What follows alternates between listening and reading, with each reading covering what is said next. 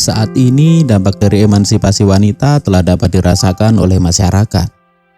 Meningkatnya taraf pendidikan perempuan telah membuka akses kepada perbaikan hidup sekaligus menjamin kontribusi mereka terhadap masyarakat. Data juga menunjukkan bahwa angka partisipasi murni perempuan dalam pendidikan tinggi melebihi laki-laki. Artinya apa? Perempuan telah mendapatkan akses pendidikan yang setara dengan laki-laki, yang berdampak pada peningkatan kontribusi perempuan dalam berbagai bidang. Dalam memilih pekerjaan, perempuan saat ini telah dibebaskan untuk bekerja sesuai dengan keinginan dan passion mereka tanpa adanya paksaan. Walau sudah banyak kemajuan, tapi hal itu tidak lantas menandakan bahwa kesetaraan gender telah berhasil sepenuhnya. Masih ada beberapa PR atau stereotip yang harus dihapuskan dalam masyarakat terkait aturan berbusana, bersikap, dan berbicara yang sudah melekat pada perempuan. Ada ekspektasi bahwa perempuan harus bertindak secara feminim, yaitu menunjukkan sifat penyayang, lemah lembut, dan halus.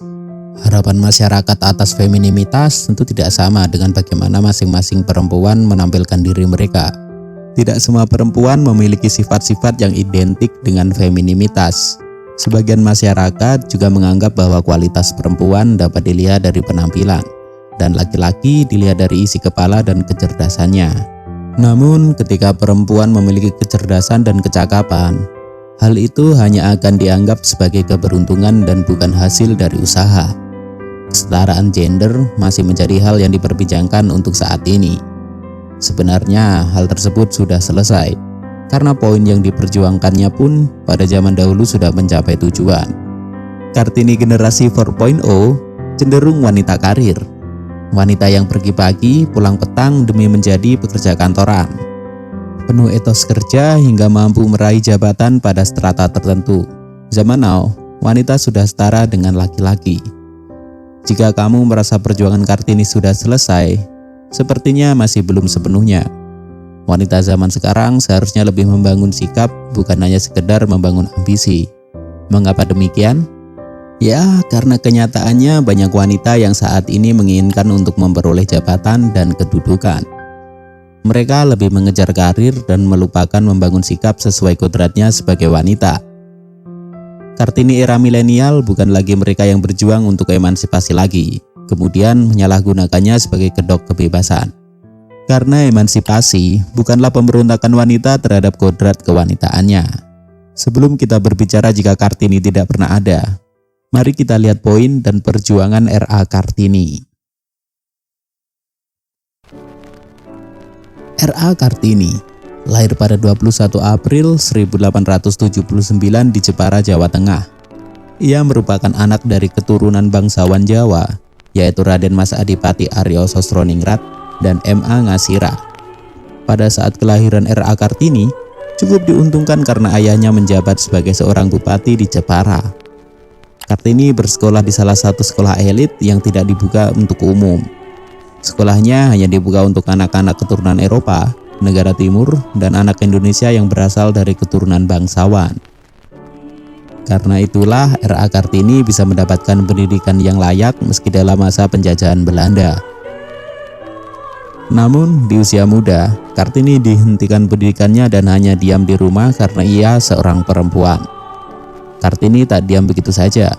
Kartini terus mengasah kemampuan dan ilmunya lewat berbagai buku bacaan. Kemudian ia juga sering saling bertukar surat dengan sahabatnya yang merupakan orang Belanda. Karena gemar membaca banyak buku, wawasan Kartini akhirnya terbuka dan ingin memperjuangkan haknya sebagai perempuan. Ia ingin dirinya dan seluruh perempuan Indonesia memiliki hak yang sama untuk mendapatkan pendidikan yang layak. Buah pikiran untuk memperjuangkan hak untuk wanita lahir pada saat itu dikarenakan R.A. Kartini melihat banyaknya penindasan yang dialami kaumnya. Kartini menentang semua hal yang tidak masuk akal saat itu.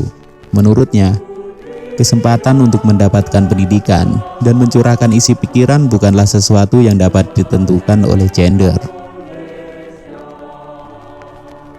And so, what we can be imagine jika nggak pernah ada R.A. Kartini di dunia ini? Apakah harus tetap berjalan jongkok ketika berhadapan dengan lelaki? Tidak boleh mengenyam pendidikan formal, dilarang untuk berargumen, hingga harus selalu patuh terhadap apapun perintah lelaki.